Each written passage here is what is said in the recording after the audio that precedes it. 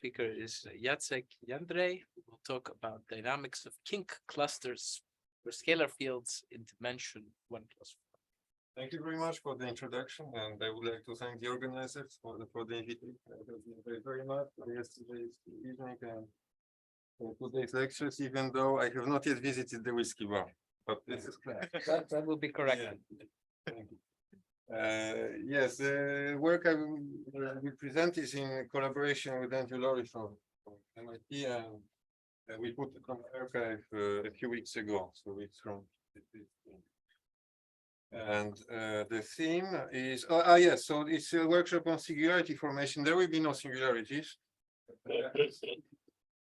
in my talk, but it's motivated by the study of energy, so it will be about a multi-soliton formation, which is to some extent an analogous problem in terms of techniques which one uses.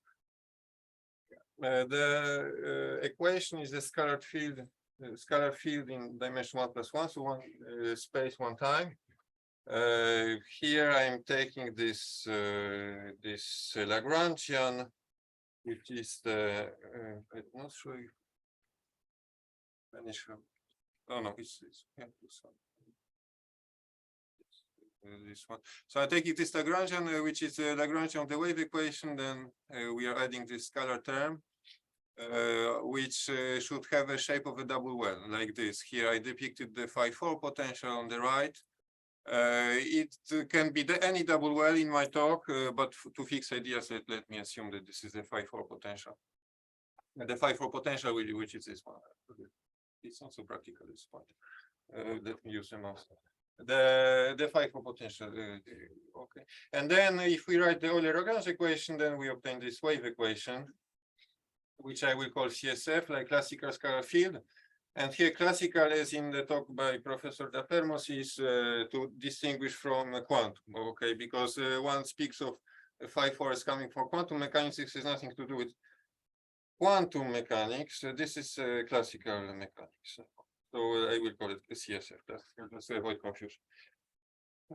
Here, the Lagrangian does not depend explicitly on time, so we obtain the conserved energy, which I wrote here, as in classical mechanics, as a sum of kinetic energy term and the potential energy term. And this potential energy term contains this non-quadratic part, which induces a nonlinearity.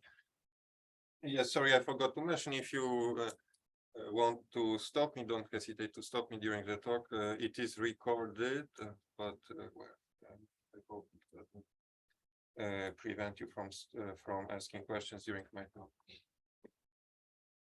Yeah, here I want to consider say a few words about the topological structure of the set of states of finite energy. Well, if we look at this double well potential, what we see is that if we want a finite state to have finite energy, then the domain is a whole real axis, so it has to converge to one of the numbers -1 or 1 at plus and minus infinity. So these numbers -1 and 1 are called the vacua.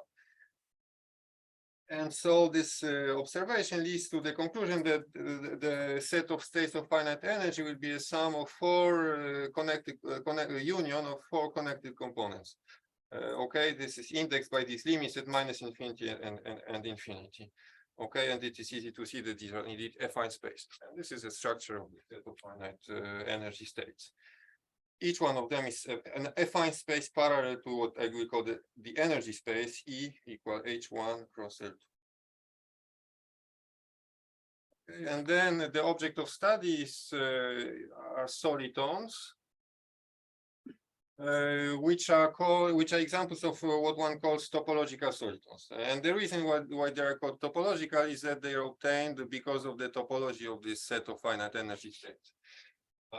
So namely, a typical way of obtaining a topological soliton is to minimize the energy in a connected component of the set of finite energy states. So if we do this here, what do we obtain?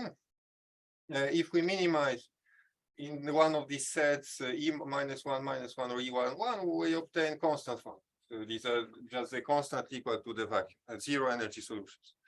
All right. the so-called trivial solutions. So then if we minimize in the E minus one, then we obtain non-trivial static solutions. These are these topological solitons, which in this case are called the kinks. For the 5-4 model, this is how it looks like. These are the kinks.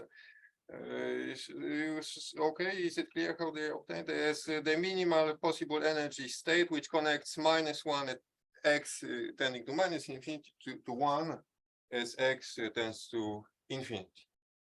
And this is a symmetric situation, E1 minus 1 obtains the anti-kinks just by changing the sign. All right, then I will call this kink solution capital H. Okay. And these are all the static solutions of the equation in the case of 5-4, what I listed here. Then what I want to study is multi-kinks. So let me introduce notation for a multi-kink configuration. Here, if I consider a vector of real numbers, I will assume that it is an increasing vector. What I do is that I put an anti-kink first, and then alternately kink, anti-kink, kink, anti-kink, etc. Okay, so this is the formula. Here I'm using the so-called additive ansatz of a multi-kink configuration. Here I plotted an example, right? So this is, as I said, anti-kink at position A1. So this is number A1, this is number A2, this is number A3. I begin with anti-kink, then there is a kink, and then anti-kink, etc. It can continue like this. All right, this is what I call a multi-kink configuration. Yeah. Yes, I wanted to, I didn't know how to embed a video in a PDF, so let me show you a video, because then, okay, I took a superposition, and you could be worried that I'm taking a superposition, whereas I'm a nonlinear equation. So, okay, but I'm not claiming this is a, of course, I'm not claiming this is a static solution, but all right. So if here I run a simulation, I take as initial data an anti-kink and the kink, okay, and then I let it evolve. Then initially, because they are separated, so there is a small interaction between them, and not much is happening.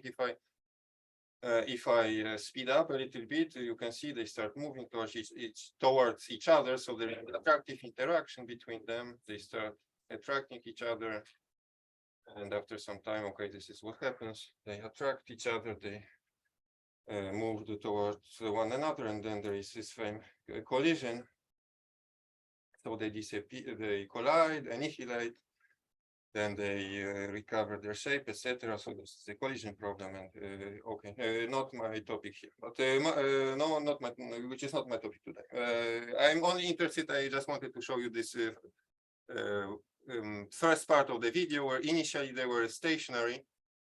Okay, and started moving towards each other because of the interaction. All right. Yeah, and I want to. Yeah. Okay. Time reversal. Sorry, I forgot, because this could be confusing. So here, of course, I started from large separated solitons, and then they started because of attraction. They started. Moving towards each other, but equation is a time reversible. So anything which we see can be seen in the other time direction.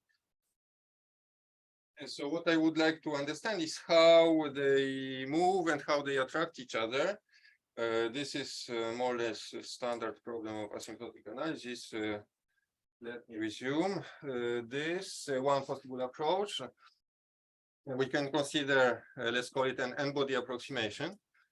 What does it mean, an n-body approximation? Well, it dates back to the very beginning of topological solitons, the idea that if they are largely separated, so the distance between them is much bigger than their characteristic scale, then we should view, or we can at least at the first approximation view them as point particles. All right. And if we view them as point particles, then what we just saw, this phenomenon of kinks starting moving towards each other, could be described at main order again as an n-body problem. Here I will show you how to obtain this n-body problem. Yes, and this is what let's call n-body approximation. All right, so how does it work? Let me go through this. I want to see this kink as an extended particle located at position A. What should be its mass? So here everybody knows mass is equal to energy in relativistic theory. So this is what it is. Mass is equal to the potential energy of the kink, which can be evaluated to be 2/3. Then I should compute the potential energy of a multi-kink configuration. This is what it is. So the potential energy here. So I want to reduce to n-body problem. So to points located at positions given by the vector A. So I call it the potential to compute the potential energy of this vector. What I do is I simply plug in the formula for the multi-kink configuration to potential energy, and I compute. Okay, I do explicit computation. This is what it gives me. The first term is n times the mass of the kink. This is not a surprise. Okay, we have n particles, so then this is the main term. Then the next term is the interaction term. The next term is the interaction term, and then there are higher order terms which I ignore. All right, so let's focus on this interaction term, because then this is n-body approximation. So you use Newton's law. Newton's law tells me that the force acting on the cave particle should be given by this, right? The Fk is the force acting on the particle number k is given by minus the Ak derivative of the potential energy, right? Newton's law, more or less. No, this is not Newton's law, but okay, you know what I mean here. So the force is the gradient of potential energy minus gradient of the potential energy. All right, so I do the computation. This is what I obtain. And here, using the conversion that there is an imaginary particle at minus infinity, another one at plus infinity, imaginary particle at plus infinity. With this, this is my n-body problem. So the n-body problem, what we obtain from this, now applying the second Newton law, is the NBP and the n-body problem with attractive exponential nearest neighbor interactions. Okay, this is how it looks like. Attractive, we saw on the simulation, it's indeed attractive. So there is coherence with the simulation. Here we saw it because the vector is increasing, right? So here we see that particle number k is attracted by particle number k plus 1 because this is a positive sign. So it's dragged to the right by particle number k plus 1. And here is minus sign, is also dragged to the left by particle number k minus 1. Okay. Is this n-body approximation. Then there is a question of the validity of the n-body approximation. I used some informal procedure to derive some ODE system. Then how does it correspond to the PDE? So again, numerics give us this. So if I just reuse the video which I showed you, the blue line is the position of the kink. Okay, so there was anti-kink to the left, kink to the right. This is the position x. So this is the numerical position. Here is that just the very end of the simulation, right? Here time t is, so it starts at time equal to 0. So here we have 87, 88. This is just before the collision, because before it's indistinguishable. It's just the same curve. So at the beginning, this line is horizontal, right? So here we see that they're already moving towards each other. And then still, this is a good approximation. So, okay, according to numerics, this is a good approximation in the case of n equal to 2. Right. Right. So let's try to obtain analytic. So I want my goal now is to show some analytical results, or some theorems, of course, in this spirit. Yeah. In the spirit of description of the formation of quantitative description of formation of matter. All right. So for this, let me introduce a definition. I will say that a solution phi of my equation, classical scalar is a kink n cluster for positive times. So here I'm looking just in one time direction, as I said. If there exists position vector depending on time, such that what happens is that the field is close to a matter kink, okay, in the energy norm. So, okay, this is what it is. I remove a matter kink from the field, I get a small quantity. Then the kinetic energy is small. And moreover, the positions of the kinks, the relative distances between the positions of the kinks tend to infinity. This is the definition of a kink and cluster. Okay. So this is so this is a solution which forms a matter kink without any radiation, let's say, with relative distances between the kinks converging to infinity. Okay, I want to just let's say as a small interlude, give two characterizations of equivalent characterizations, how one can equivalently define these kink clusters. So first characterization could be that this is a chain of transitions between vacuum which has minimal possible energy. Why is that? Well, as I said at the beginning, the kink is obtained as a solution of minimal possible energy, which connects the two vacuum, -1 and 1. So now, if we want to have more transitions, our field to contain more transitions, number n of transitions, a given number, natural number n of positive integer number n of transitions, then the minimal possible energy which we expect should be n times the energy of the kink, n times m. And so one can, all right, so now I make it rigorous. So what do I mean by the fact that there are n transitions? Well, I mean that there exist positions depending on time, such that what? Such that at time t and position xk, the field converges to -1 power k. Okay, so there are alternate vacua. So then between each one of them, we need to have a transition. This is what it means to have at least n transitions. And now I wanted to have at most energy n times EP of k, because this is a minimum expected possible energy. And then one can prove quite easily that this is an equivalent definition of You need to assume that the distances between points xk go to infinity. No, you can obtain this. That's a consequence. Yeah, that's a consequence. Meaning that there is a statement that you don't have a configuration where they're not separating. Prove that. There is no configuration of this kind which satisfies these two requirements such that the differences don't converge to infinity. And the assumption, the last assumption on the energy is you need to assume it for all positive times. For energy is conserved. Energy is conserved. This is the total energy. Total energy, yes, yes, yes. So indeed, this is a consequence that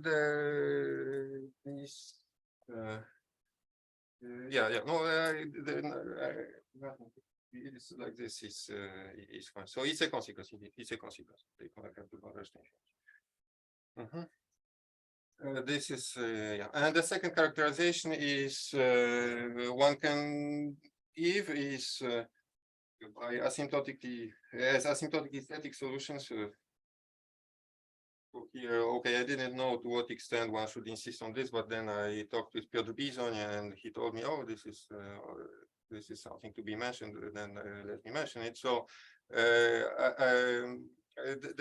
which is an analog of parabolic motions in classical mechanics. So, what are parabolic motions? This is well, parabolic motions. We know that there is this trichotomy between elliptic trajectories, hyperbolic trajectories. On the boundary, there are parabolic trajectories, and they are characterized by the fact that the velocities tend to 0 as time tends to infinity. These are the parabolic motions, and the velocity meaning kinetic energy. So this is an analogy. This being an kink and cluster for some n is the same as saying that the kinetic energy has to converge to 0 in continuous time.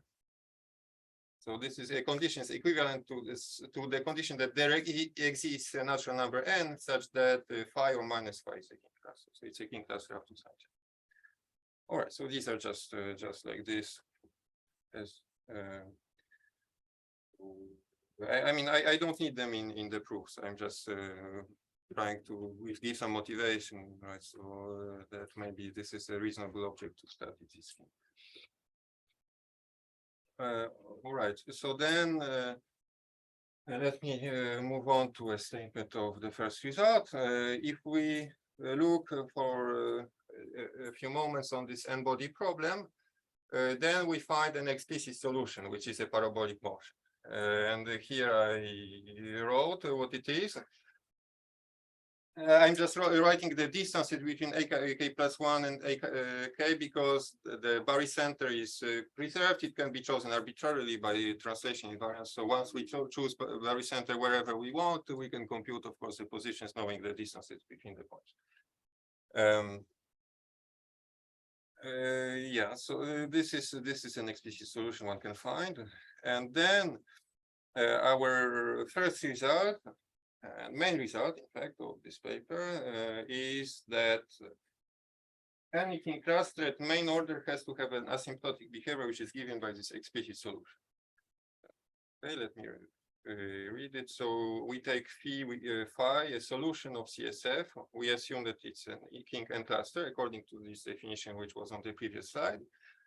Then the conclusion is that there are differentiable functions, A1, A2, etc., An, such that here I'm introducing this remainder, which I will call G of t in the here and in the whole remainder of the in the sequel of the talk. So the field is written as Malta kink configuration plus a remainder. Okay, and this remainder will also always be named as G of t.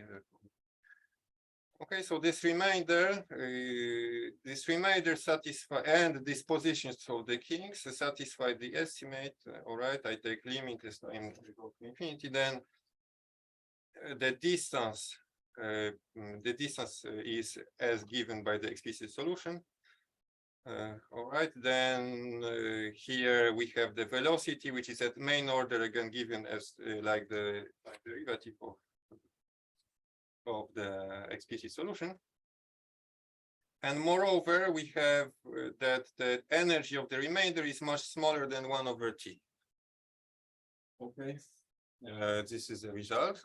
So this is the main order asymptotics because this is a large number, so and the difference is small, so it's okay. We get the main term, and here what we have. This is let's say a constant, and the difference converges to 0. So again, we extracted the main term. We have the main order asymptotics, and then okay, let me insist a bit on this 1 over t. So the energy of the remainder is much smaller than 1 over t. It's small o of t minus 1. This is good, and this is important because this is a threshold for applying I say easy perturbation theory, because to refine this, because if we just view this naively, then we have this is a nonlinear wave equation, so we have the linear term plus the nonlinearity, which is quadratic in the remainder. If the remainder is much smaller than t minus 1, then integrated the square of the remainder is much smaller than, okay, one can bootstrap easily once one knows that the remainder is much smaller than t minus 1, then one can bootstrap easily and improve if one wants to do it. All right, then let me again do a small break by explaining an element of the technique which I need to formulate the remaining results. Yeah, so here, as I said, all the time I will decompose the field as Malta kink plus the remainder G of t. But well, of course, it's an underdetermined problem to this decomposition. This decomposition is not unique. If we state it like this, then the standard way of making it unique is to impose orthogonality conditions, orthogonality conditions on the remainder term. And these are the standard ones. The remainder is assumed to be orthogonal to the derivative of the kink. And this is legal because if you imagine how it works, then you are free to move the kink a little bit. If we move the kink, then this at main order changes the remainder by the derivative of this kink. And so we are allowed to assume that this derivative is this that this remainder is orthogonal by the implicit function here of this kind. And this is a good way because then if we impose this orthogonality condition, then we make this decomposition unique, the decomposition into the multi-kink and the remainder. Moreover, it's a diffeomorphism. Okay, just the price to pay is that we are working in a manifold. So and now if we view AG as the state of the system, then well, it's a submanifold of codimension n of this product, because this condition is linear in G, but it's non-linear in AK. Okay, so the geometry becomes a bit more complicated. Well, this is the easiest way to proceed. Yeah, so if we have this, then the so-called modulation method in the context of solitons is the observation that if we take the CSF equation, our differential, our wave equation, and we combine it with differentiating in time these orthogonality conditions, then we obtain a couple system of differential equations for A and for the remainder. Right. So this is how I could resume the modulation method in the context of multi-solitons. And then the game is to reduce to an equation for A alone. All right. This is a system of this is a coupled system of differential equations for A and G, and then we want to view the terms coming from G as a perturbation of this on this ODE on A. This is what we want to achieve here in order to determine the main order asymptotics of the modulation parameter. All right. Okay, so this is orthogonality. I just wanted to explain this in order to say that here we can speak of the position of the kink. AKA is a position of the kink assuming orthogonality conditions. So now this is something which is uniquely determined as long as the field is close to a multi-kink configuration.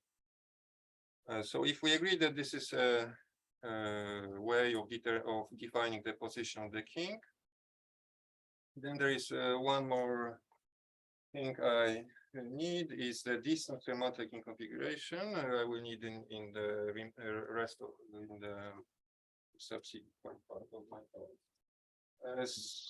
And this distance is this. So here I want to measure how close a field is to a multi-kink configuration. So I'm simply taking the infimum over all the possible multi-kink configurations of the difference of the field with this multi-kink configuration. All right, so this is this formula. This I will call the distance to multi-kink configuration. So if we have this definition, then we could reformulate the fact that phi is a kink cluster by saying that distance converges to zero. The delta of phi converges to zero as time tends to infinity. So here, just a small remark, this position vector, which we defined by the orthogonality conditions, does not necessarily reach this infimum. I'm not claiming this, but up to a constant, it does, it's the same. So the delta, this distance is up to a constant, the same as evaluating this, as taking A given by this change of unknown, given by the orthogonality conditions, and then just evaluating the remainder for this choice of orthogonality. So all this is to say that orthogonality conditions is something one almost always does because this makes the choices unique. This allows us to write differential equations. At the same time, it gives optimal, I mean, the true size of the remainder up to a constant. All right. Then let me formulate the second theorem, which may be All right. So yeah, what's the point of the second theorem? The second theorem is the existence theorem. So a theorem about existence of kink clusters. Because what did I said in the first theorem? I said, let me take a kink cluster, then it has some given behavior. But the question of existence of kink clusters for now we left open. So now we are going to settle this question to some extent. And the result says the following. We are looking at we are imposing initial positions of the kinks arbitrarily. And this is the vector A0, initial positions of the kink, just requiring that the distances between them are bigger than some number, sufficiently large. And under this assumption, what we say is that there exists a kink cluster like this with initial positions of the kinks given by what we wanted, but what we chose arbitrarily. And all right, so the delta of phi is smaller than this. This converges to 0. Okay, so in particular, this is a kink cluster. But well, we have some convergence rate. For now, this is not essential. What I want to say is that just it follows from this estimated this is a kink cluster because this number converges to 0. Okay. So what is the motivation for this? If we think of the n-body problem, then for two bodies it's easy. If we take two bodies, 2 points at given positions, then if we want them to converge to a parabolic motion, we should give them we should initially give them velocities going away from each other because they will attract each other. But if we choose a too low velocity, then they will stop and then collapse again. This will be an elliptic motion. Then if we impose too big velocity, then this will be a hyperbolic motion. In between, there is a parabolic motion, which is called, and the corresponding velocity is called the second cosmic speed, if I'm not mistaken.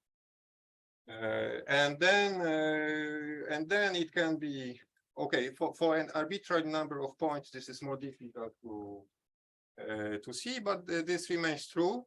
And I saw in the literature, in the case of a Newtonian n-body problem, there is a paper by Maderna and Venturelli by the Italian school using calculus variations, who proved that for any choice of points in the space, there exists a parabolic motion starting from this given position. So for the Newtonian n-body problem, of course, mine is not a Newtonian, but by analogy, we proceed by analogy here. And yeah, and this is the motivation. Now, another motivation is that we hope to obtain some parameterization of states which are close to a superposition of kinks. So if we have such a result, then this gives hope of obtaining a natural parameterization because if here we have a correspondence between any choice of points on the line and kink clusters, then we can parameterize them by these positions. This is a natural parameterization, but I'm going too fast because I should first speak of this slide. So which concerns a case, a simpler case, which is case of n equal to 2, which we treated in a paper with Kowalczyk. With Michał Kowalczyk, which appeared last year, but okay, the preprint was a bit before, a few years ago. And here we have like the theorem 1, theorem 2, and much more. So let me quickly go through it. Yeah, this concerns the special case n equal to 2, which are called kink anti-kink pairs. Then what was the theorem? The theorem was that first, there is the existence of kink anti-kink pair. Okay, so here this kink anti-kink pair is symmetric with respect to the origin of the x-axis. All right, then this is a position of the kink. This is a position of anti-kink is minus sign. It's the reflection.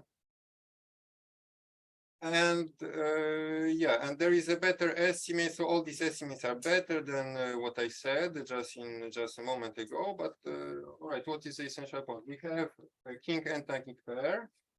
Okay, this solution of phi c converges to this kink and kink pair configuration with some given rate, which is better with what we obtained in the general case, but anyway. And moreover, we prove that if phi is any kink and kink pair, so kink and kink pair meaning a kink 2 cluster, kink cluster with n equal to 2, then this solution is a translation space-time of the one which we constructed. Okay, so this is a result. So what do we have here? We have theorem 1, and in particular, this implies theorem 1 and theorem 2, right? Because theorem 1 said take any kink cluster, then we have a main order asymptotic. So here, our theorem is Kowalczyk said, let's take any kink cluster. Then this is a space-time translation of an object which we constructed. Then we look what is the asymptotics of the object which we constructed, and in particular, we obtain the theorem 1 on this. And we have theorem 2 because, because this is a kink and kink pair. So if you look how it behaves, the kink and anti-kink go away from each other. So for any given distance, if you impose any given distance between kink and the anti-kink, what you should do is just to compute, taken by intermediate value theorem, we will find a time for which the distance between them is exactly what we want, and this would be the initial data leading. And moreover, it can be seen easily from the proof. So we didn't write it in the paper, but in the proofs, one easily sees that this A of t is strictly increasing, which leads to uniqueness in theorem 2. Okay, so if one wants, because the trajectory distance between the trajectory is strictly increasing, if we take a given distance which we want, then there will be the unique time where we will have exactly this distance. So there is a unique kink anti-kink pair in theorem 2. So theorem for n equal to 2 in theorem 2 there is uniqueness. This follows from this system. And so what I wanted to say, I said that I started this discussion a bit too early, sorry for that, that we expect that there is uniqueness for general n, and it's in progress. We cannot do this in every case, but at least we can prove that the dimension of the manifold of kink clusters is what is the same. So it's n. Okay, so there is accordance of the dimension, and we can prove some uniqueness results, but this we currently don't know. Okay, and then the last result, which I want to explain. Okay, so sorry, until now, no. Then the last result I want to present is the role of kink clusters, profiles of kink formation or collapse, which is a question of formation and collapse is the same by time reversal. So, okay, let me allow myself, I don't dare draw this picture, but let me do it.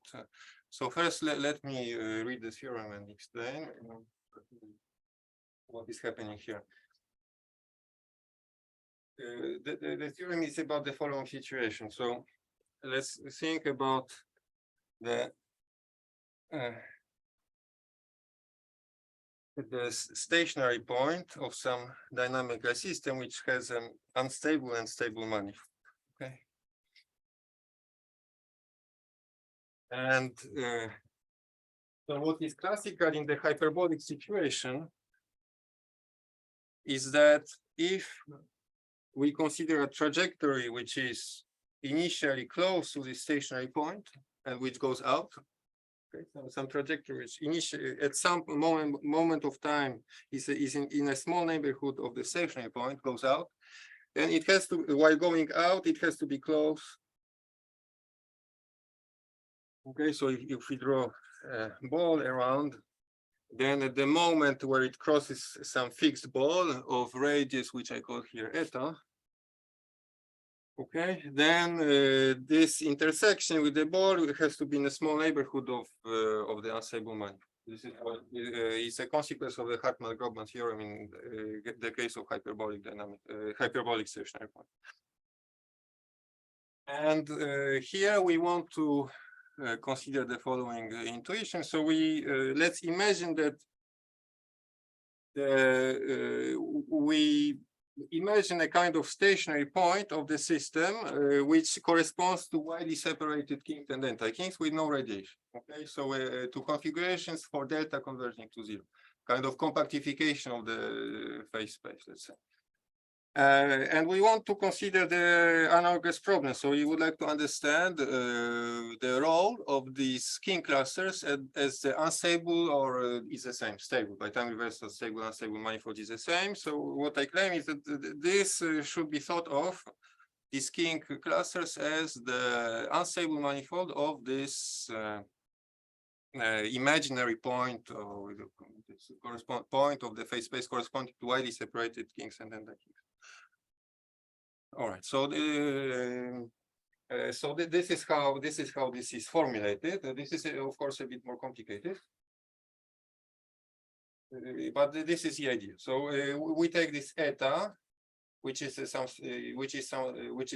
small number, and we are taking a sequence of solutions of the equation. The idea being that, okay, this is a sequence such that for some time at time zero, we have delta converges to zero. Okay, so at time zero, this sequence approaches the stationary point. And then at time Tm is the first time where it goes out of the ball. Sorry, that says at time Tm it's equal to zero. Okay, sorry. Oh yeah, yes. So it's okay. It's a yeah, sorry. So I took the wrong time direction. Okay, thank you very much. Yes. It's the opposite. So I want to. I did the time reversal, and I'm doing it a stable manifold. At time Tm, so it was at time eta. At time eta, it was entering the ball. And now at time zero, it approached the stationary point. Yeah. And so now I want to say that this kink cluster, yeah. So by time reversal is the same situation. The theorem in hyperbolic case says that this point has to be close to the stable one. So now our theorem says that okay, there is a complication because there is a loss of compactness, and there can be a separation of the field to some number of components. But all right, let's try to go through it. Here we have a separation to some number of kink clusters to a finite number L of profiles. So the field separates to a number L of profiles. Each one of these profiles is a kink cluster of this number of kinks. Okay, and now there is a translation because the only source of loss of compactness here is translation. So the theorem says that what is happening while starting from this time and going in forward time is that locally uniform in time, this converges to it just converges to a kink cluster, but not necessarily one. There can be separated. There can be decomposition into a few clusters just because. So if you imagine what is happening here, so we have the straight line. We have some number of points. Okay. And now some of these points have to start collapsing. Okay, but maybe it's not all of them at the same time. Maybe just these two collapse, and this distance tends to infinity. So then what will happen is that we would decompose the field by cutting it here into two fields, and then this part will converge to a kink and anti-kink pair, and then there will be some other parts. All of them will converge to kink cluster. Is it clear, this loss of compactness phenomenon? In the case of point particles, it would be the same. They could separate if there is collapse, and then of a sequence of solutions of the n-body problem, then they could decompose into such clusters. Yeah. So here, so here, and this is the role. So this is the role of a kink cluster as a stable manifold, because this is analogous to, so this theorem is analogous to this picture.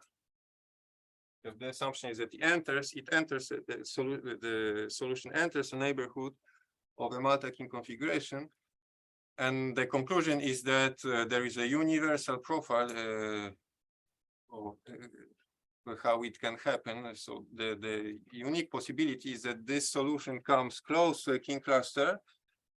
And this is a far-reaching simplification because, as I mentioned, the kink clusters are expected. I mean, we will prove, I promise, that they have dimension n. So this is just a finite dimensional manifold, and this is the source of simplification, right? We simplify the dynamics just to something which is in the neighborhood of finite dimensional manifold. All right, so I still have a few minutes. Let me give a few elements. Oh, sorry. Yes, of course. Results. Related results. This first paper on this business of strongly interacting solitons is for modified KDV.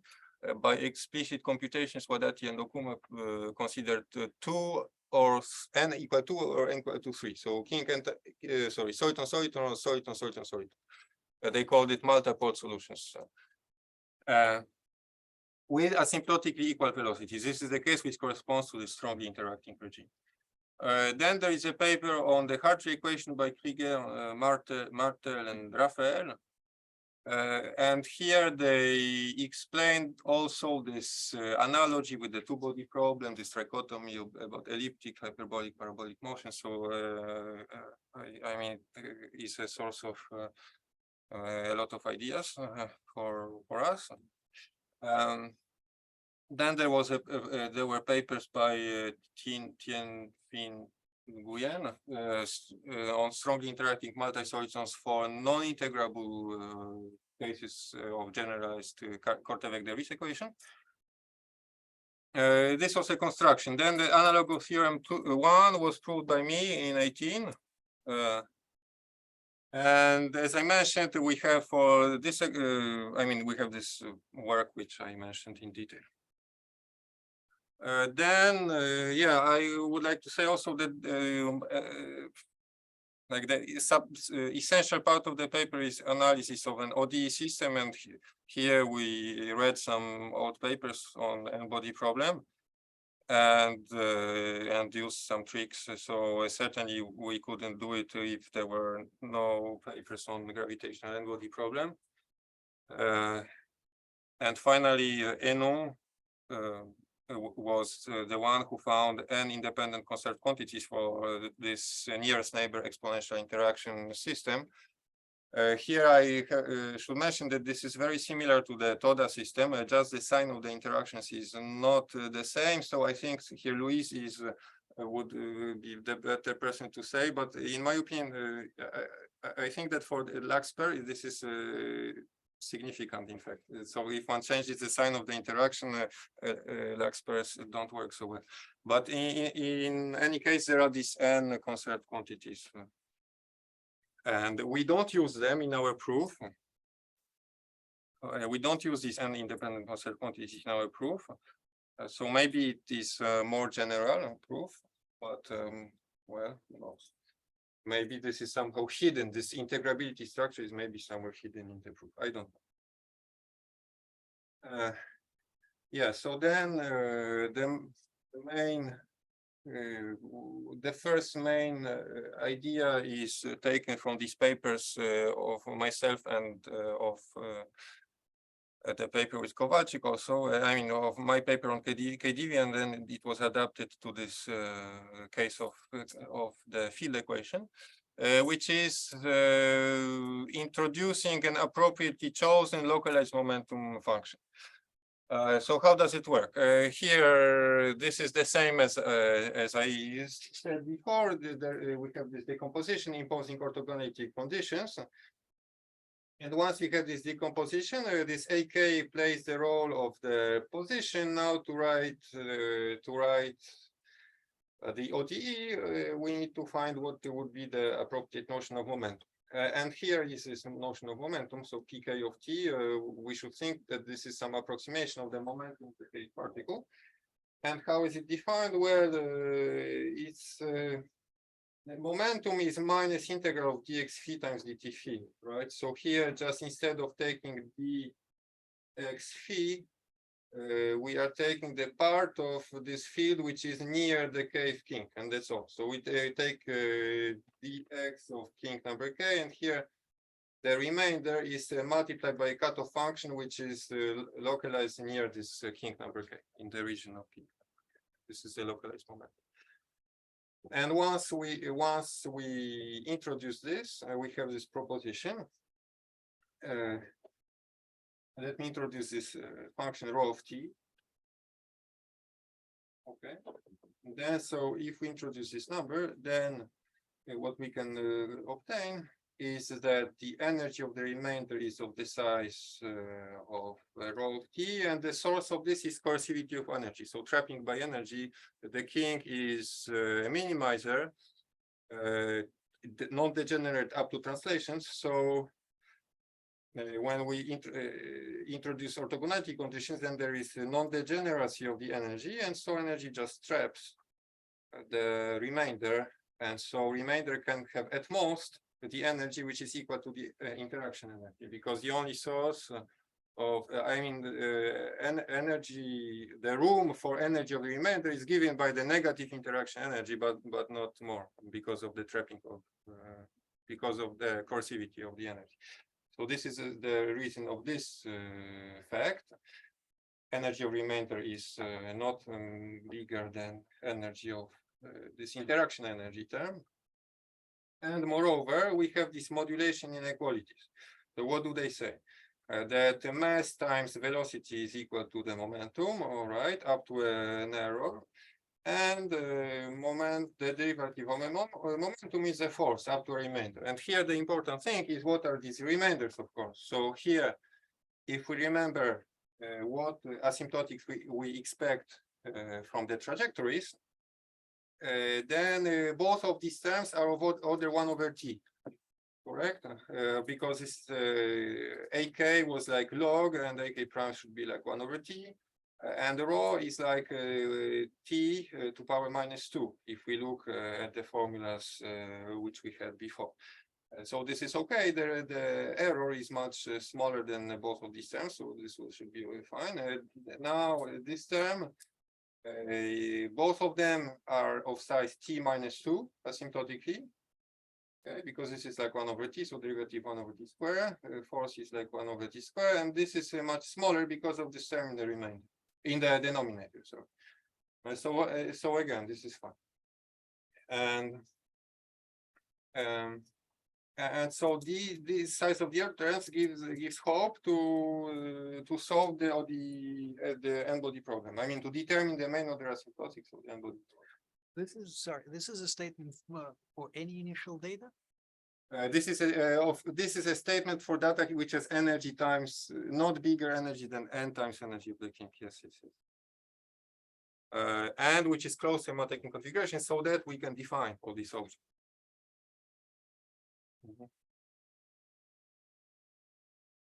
Yes, thank you indeed. This is for under the assumption that energy is not bigger than n times energy of the kink. Now what is okay? I think I have 2 more minutes. Yes or no? 2 more minutes. Then let me explain this ejection mechanism, which is the key to most of what I said.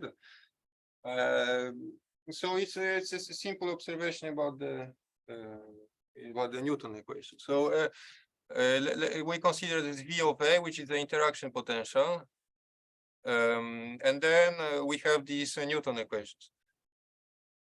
So if you differentiate in time this V of t, we use the chain rule. This is what we get. Then we differentiate again. This is what we get. So what does it lead to? Minus V is like this rho function which I introduced.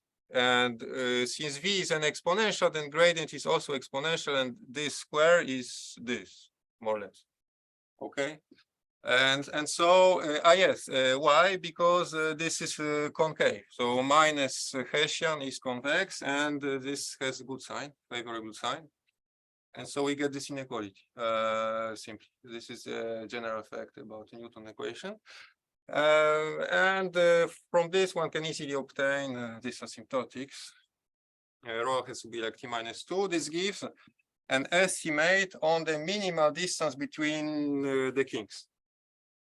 All right, this is not difficult. Then the difficult part is to obtain an estimate on the maximal distance between the kinks. And this is something typical in n-body problem. Minimal and maximal require different arguments. Okay, so this I won't explain. This is some ad hoc arguments which one does not always know where these inequalities come from, but one tries, and then one finds. Then, yeah, but still this ejection mechanism is, I just want to mention the key to this picture, because hyperbolic, okay, this is true in the hyperbolic case, but if one thinks about it, what is the key is not exponential ejection. But however, one needs some estimate, lower estimate on how quickly a body which starts, a point which starts moving away has to be ejected. All right, when one thinks about the proof, and as long as one has any lower estimate, lower bound on how quickly this ejection happens, one can prove this fact, that ejection has to happen near the unstable manifold. So this is more or less how the proof works. Then the construction theorem is done by a topological argument using the so-called Poincaré-Miranda theorem, which is multi-dimensional intermediate value theorem. And